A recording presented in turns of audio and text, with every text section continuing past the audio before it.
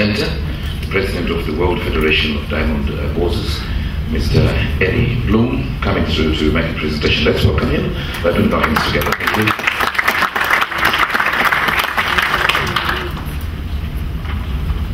Good morning, honored guests, colleagues, ladies and gentlemen.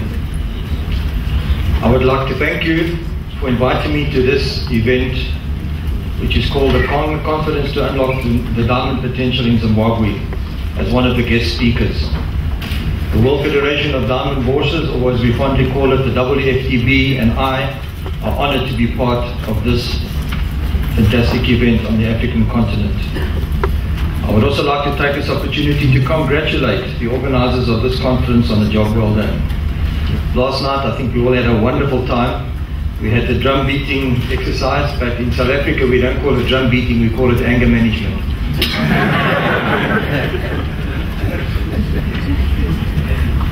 This conference is strategically important, as a conference like this makes the world aware of what is happening on the African continent.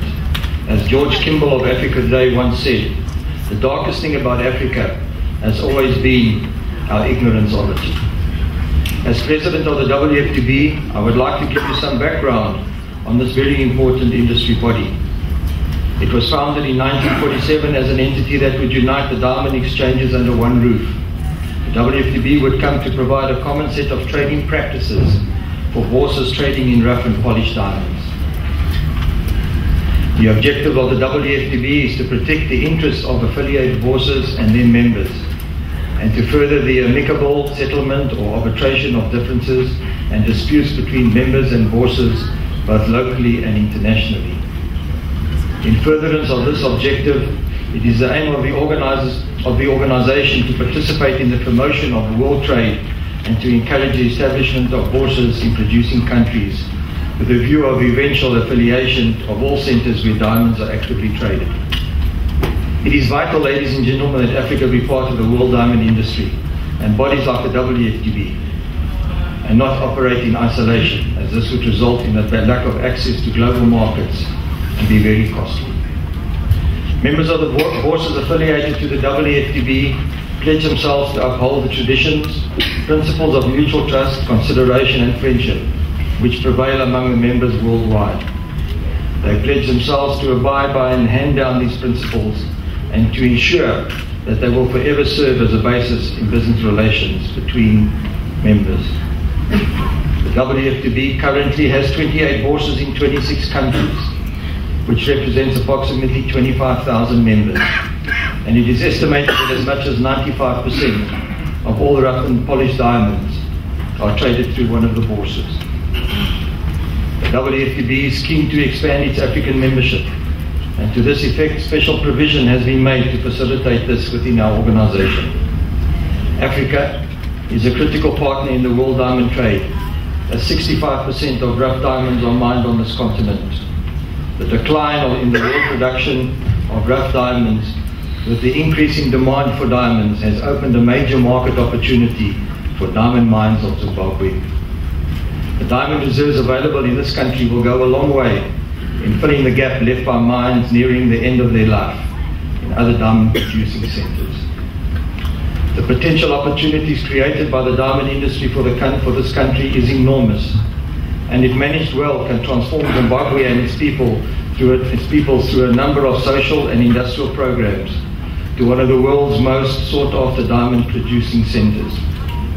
Zimbabwe's diamonds could be the key to unlock many development opportunities for its citizens.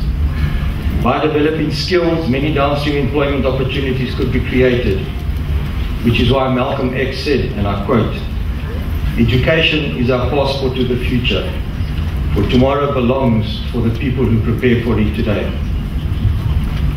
The chair of the Kimberley process was founded in Kimberley in 2003 in South Africa, and will be moving back to South Africa in 2013 next year.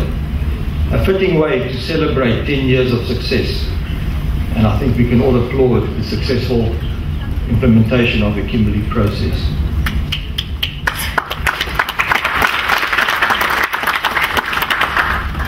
During the past 10 years, the KP has very successfully eradicated conflict diamonds to almost zero. The current chair of the process, the USA, has put forward plans to reform certain existing definitions of concrete diamonds. The WFTB agrees that change is inevitable and supports any positive changes as long as all stakeholders are made part of that discussion and the process is fully inclusive.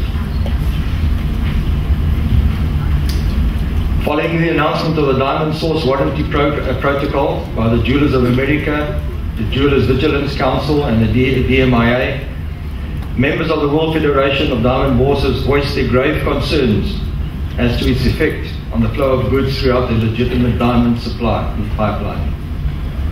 The industry, which is already very heavily regulated and self-regulated, and we're proud of it, will find itself facing possible difficulty in trading in the American market, which still represents around 40% of the world's retail trade. Not to mention, as we heard yesterday from Chaim, the extra cost involved in that. The industry has called for more talks on the inclusion of all role players in any process involving diamonds.